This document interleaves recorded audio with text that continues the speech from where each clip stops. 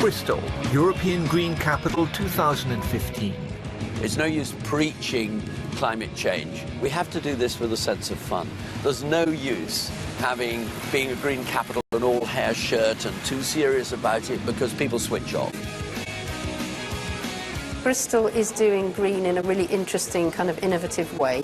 Creative people thinking of different ways of living, growing food in the city, experimenting with things.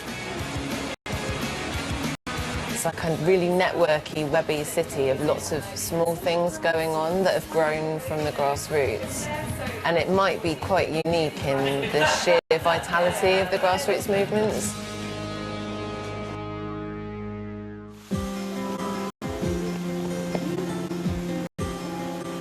With its evident congestion and urban pollution, Bristol may not seem like a particularly green city, less still Europe's green capital for 2015. But scratch beneath the surface and a completely different story emerges. Take Alice Marie Archer's urban aquaponics project, in effect a mini fish farm in which fish waste, rich in nitrates, feeds edible plants, which then clean the water back for the fish. There'll be two other much bigger tanks in the city, all with green capital support. A lot of the focus of environmental work is either very firmly sat in social justice or very firmly sat in technical environmental, sort of decarbonising or saving water, or sort of the measurable things, and talking about how people eat. Maybe that's something that this year can really do. The local food chain she's building continues here, with a merchant interested in her fish, but torn between the need for sustainability and the need to sell at a price people will pay. There is demand for local fish. When we get these Chew Valley trout in, they came in last night. We'll sell all these by today, I should think, because people love the fact that it's line caught and local. So if you can do something, then that'd be great.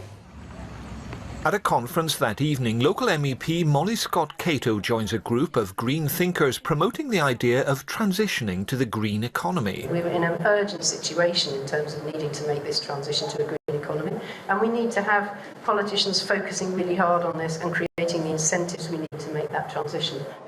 In many respects, Bristol has been ahead of the curve among British cities in thinking and acting green.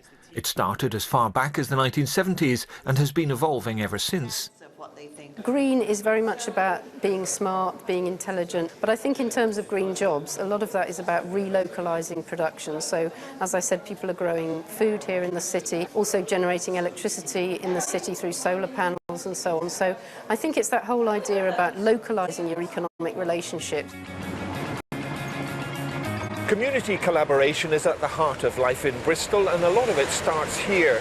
This is Britain's longest street of independent shops, cafes and places to hang out. It's a colourful place, specifically green, because a lot of Europe's green capital projects also start here.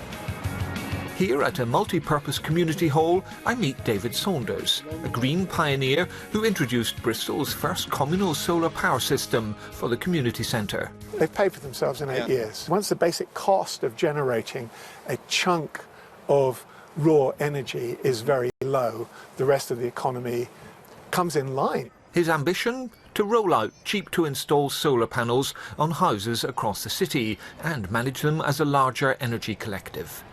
If enough people club together in the community to create their own renewable energy, that has an impact, and it may becomes as much from local initiatives now, or regional initiatives, as from central planning, as in, say, the German energy revolution. All this talk of grassroots activity and small-scale renewables forgets the large elephant sitting in the room. Bristol's huge congestion, public transport and air pollution problems. The city mayor, a paragon of green self-propelled transport, says he's doing what he can. People are so attached to their cars, and every time I push against the amount of use of the car for commuting into work, I get resistance. So I have to try and find attractive ways around that. We are investing in big infrastructure, but big infrastructure isn't all the solution. We do need national action as well. Meanwhile, up the road at the University of Bristol, scientists in partnership with the City Council are piloting a 2-square-kilometre hyper-connected urban space where fibre optics meet Wi-Fi. It's hoped to offer new opportunities for start-ups and to manage traffic and pollution. We are going to put lots of different sensors, environmental sensors, health sensors. Once you integrate them with this technology, you can monitor what the carbon emission is, what the health challenges are, and we can project onto a 3D display what the pollution in the city is, what kind of character, and then use that to control transport or traffic flow.